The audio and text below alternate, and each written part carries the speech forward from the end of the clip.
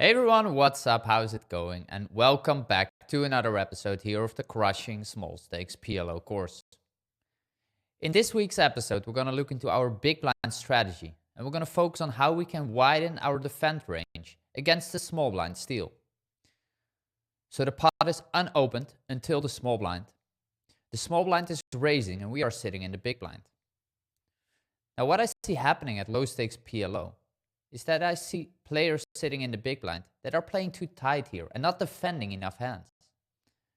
And it's important in this situation that you are defending enough hands for several reasons that we will get back to later. Before we're going to jump into what hands we are actually supposed to defend here and how we can widen our defend frequency, let's look into a comparison between how we are actually playing at this moment and how we are supposed to play from a GTO standpoint. If we look into a comparison here and first of all look into the GTO frequencies, we can see that we are supposed to fold only 29% of all the hands in our range. So the small blind raises, we are sitting in the big blind and we are folding only 29% of the hands. Now we're supposed to call 58% of the time and 3-bet 13% of the time. So you can see how many hands we're actually supposed to defend here. And I'm pretty sure for those of you who are watching this, you're not defending all these hands. So let's look into a population number here. If we look into the population, so how you play, how I play, how many players together are playing on an average number here, we can see that the population is folding around 46% of the time. So this number is much higher than the 29% that we are supposed to fold only. We're calling 43% and we're 3-betting 11%. I also looked into my own stats and I also see that I myself are not defending enough here. I fold 41%, so a little bit less than the population tendency, which is fine, which is good. But I still should expand my calling and my defending range here basically with a lot of hands. I'm calling 48% of the time and I'm 3-betting 11% of the time. Now it's important to recognize here that we're not always supposed to follow blindly GTO. But we have to keep this in mind and we have to make sure that we are expanding our calling, our defending range with a good amount of hands here for several reasons. Now one of the things that we should keep in mind is that sometimes the small blind's open raising range is very tight and narrow. And then it's fine to not defend all these hands. But on average, the small blind's raising range is very similar to what we see in GTO settings. So that frequency of around 40% of hands, that is also played very often by the population. And therefore, it's important for us to realize that we can and we should defend more hands than that we are currently doing. Now, why is it that we can play so many hands, big blind versus small blind? There are two big reasons for it. The first one is that we are guaranteed to play a heads-up pot in position. And this has multiple advantages. We're closing the action pre-flop. In other words, there's no one else sitting behind us anymore. And there's no risk to getting squeezed. And there's also no risk someone else is entering the pot at this point. So we're not playing a multi-way pot, which is quite rare, especially at low stakes PLO. Secondly, we have an informational advantage going post-flop. Because we're in position, we always know the action of the out-of-position player first, which gives us an informational advantage going post-flop. And thirdly, we can manage the size of the pot post-flop quite well because we're in position. We have the option, if the small blind checks to us, to take a free card as well. And therefore, we have good control of the size of the pot very often, which is one of the biggest advantages of playing in any situation when you're in position. Now, the second big advantage here is that the price is very good here. We already invested the big blind. So if the small blind raises to full pot, which is what is very often happening here, we are risking 2 big blinds only to win 4 big blinds. And that is quite a good price, of course. And the price here is different than, for example, if we cold call in other situations pre-flop, because we didn't invest anything yet. And therefore, the investment that we have to make relatively is much bigger. So these are the two main reasons why we can play so many hands in the big blind. Now let's look into some examples here. And let's look into what hands we can actually start widening our defend frequency with. First of all, I want to show you the overall strategy here. Now this is quite overwhelming. I know it. There's a lot of numbers, a lot of categories. There's no need for you to memorize it at all. But you can see here, or you can take a screenshot of it to get a better understanding of it. But here you can see all the 18 categories again. We can see how often we are supposed to fold, call, and 3-bet with them. This graph, this chart is made with our PLO trainer. So you can also create this yourself. Just jump into the PLO trainer, filter for big blind versus small blind defend, and create this chart automatically. And then you can dive deeper into each one of these to get a good understanding of what hands are actually in there. Now today we're going to look into a few of these categories, especially the ones that are very marginal and weak. That section of our range is what we are supposed to look into here, because the strong hands and the medium strong hands, I know we know what you should do that. We're mainly calling them. The best ones we're 3-betting. So we're going to focus on that bottom part of our range and what hands we can actually add in there. So we're going to look into the category 6 here, single suited and rainbow mid-low pairs. We're going to look in category 8, single suited and rainbow rundowns with 0, 1, 2 gaps. We're going to look into category 14, the single suited and rainbow 3-card rundowns with a Broadway. And then lastly, the single suited racked category, category 16. First of all, single suited and rainbow mid-low pairs. So these are pairs 9s until deuces. And what we see here is that, first of all, the higher the pair is, the more we are defending. And I'm going to show you some examples here and some frequencies to give you an understanding of what hands we're actually talking about here. So remember, we're talking about the bottom defend frequencies here. And we're going to look into what we are supposed to call, which hands we are capable of adding into our calling range here.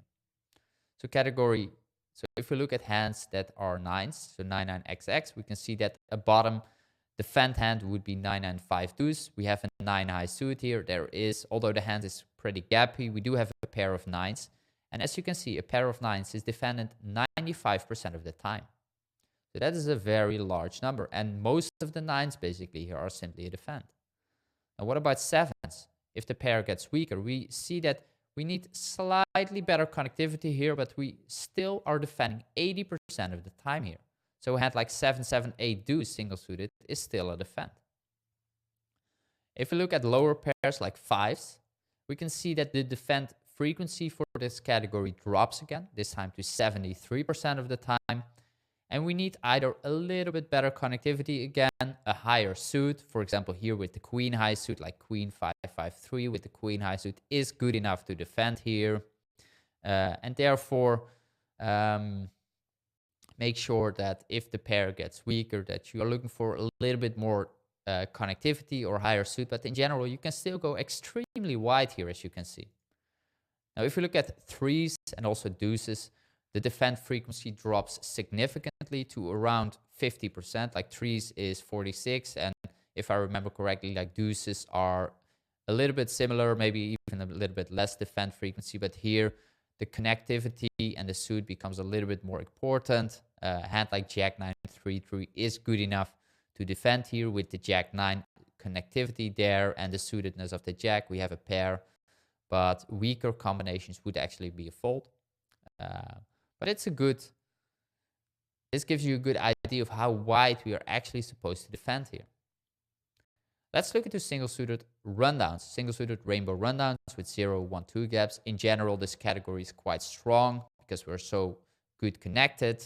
We can defend most of these hands here, but there are some hands that we are also supposed to fold, and there are some very marginal combinations in here that I'm pretty sure most of you are folding at the moment. If you look at single-suited ones, like we're defending most of these hands. Single-suited, I mean like 2 suits only. So for example, here we have the 4 and the 3 of diamonds. So not 3 diamonds or 4 diamonds. We can see that with those combinations, we're calling or defending 86% of the time. And a hand like 5-4-3 deuce would be a defend here. Although this hand is a fold in any situation, from any position around the table, no matter what. like big blind versus small blind, this hand is suddenly good enough to play. A triple suited hand would be 9-8-6-4 triple suited. We're defending the triple suited combinations with 0, 1, or 2 gaps 81% of the time, so very high number. So with 2 gaps here, you can see that we already have some connectivity, of course, because we max have 2 gaps. And if the bottom card is like a 4 or a 5, like we're defending most of these combinations still. With the rainbow ones, we need stronger connectivity. So the 2 gappers, we're not really that interested in anymore unless we have very high cards. But here, for example, 8-7-5-4 rainbow is good enough to defend here. And we're defending overall 61% of the time here. If you look at single suited and rainbow combination with 3 card rundown and 1 Broadway, we can see that with a single suited combination, a hand like Jack 7-6-4 is good enough to defend here. With this category of hands, we're defending 69% of the time. So again, quite a wide number of hands. If the bottom card is like a 4 or a 5, most of these combinations, and if we have a deuce or a 3 in there, we need better connectivity, a higher suit. Those kind of elements become very important. With triple suited ones, like a hand like King 5-4 deuce even is good enough. We have a King High suit. We have 3 low cards that are strongly connected.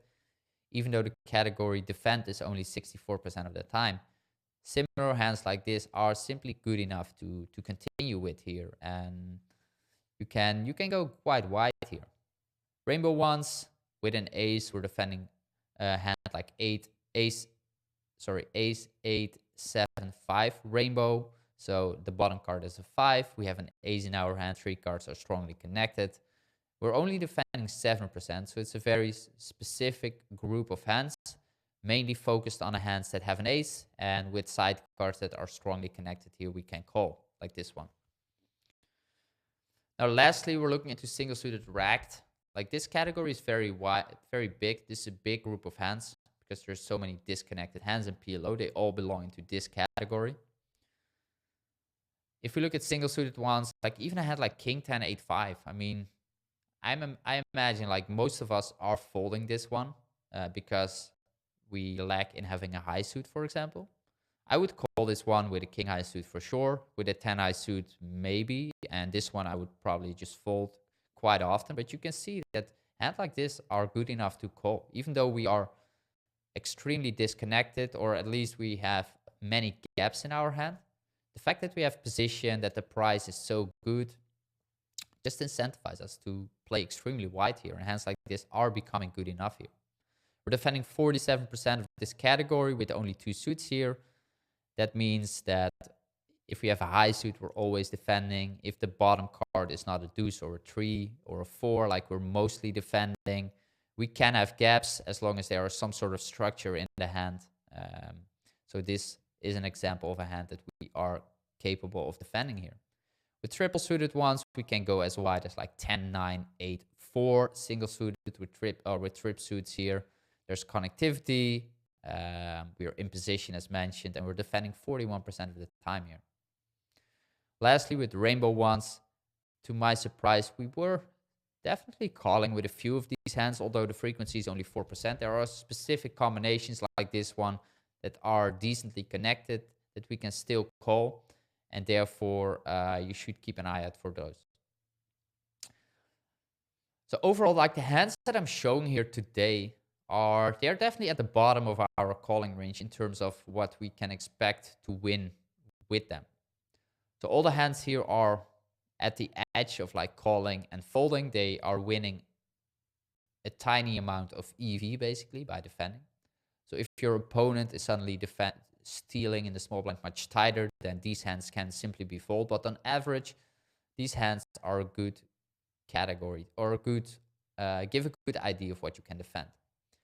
Now, what I recommend you to do, and today it's important to recognize that this episode, it's not about knowing all the combinations suddenly. I'm here today to provide you with some examples and give you some ideas and open your eyes about how wide we can defend. And it's not about now suddenly you have the solution. That's not possible because the defend frequency is so wide. I cannot provide you with all the answers or all the examples here. What's more important now is that you are aware now of the fact that we can defend all these hands, and that you now jump into the PLO trainer yourself and start training yourself for this specific situation. Setting up a big blind versus small blind training session is very easy to do. You want to create those buckets, 18 buckets. Look at these buckets as I showed you in slide 3, or slide 4, I think. Look at these buckets and get an understanding of what categories of hands are defending more or less, and then zoom into them. Start training on them, start understanding patterns, and understand like what is the edge, what characteristics are we looking for to defend. I already provided you today with a lot of examples and also with some principles and ideas on what characteristics you're looking for here. But jumping into this software is very important and will get you much further, much quicker, basically. So I hope you enjoyed this lesson. Big blind versus small blind steel is a very important topic, a topic where we can all go wider. And it's one of the best ways to widen and to increase our VPIP. We don't want to increase our VPIP by calling more hands, for example, in earlier positions. If we do it like big blind versus small blind steel is one of the best positions at the table to increase your VPIP. Keep that in mind, because I know some of you like to play more hands. This is one of the best categories, or this is one of the best situations to do it, basically. Hope you enjoyed it. If you have any questions about it, as usual, make sure to use the comment section below or hit me up on Discord. For the rest, I will see you back next week for another episode here on the Crushing Small Stakes PLO course. My name is Luke here for the PLO Mastermind.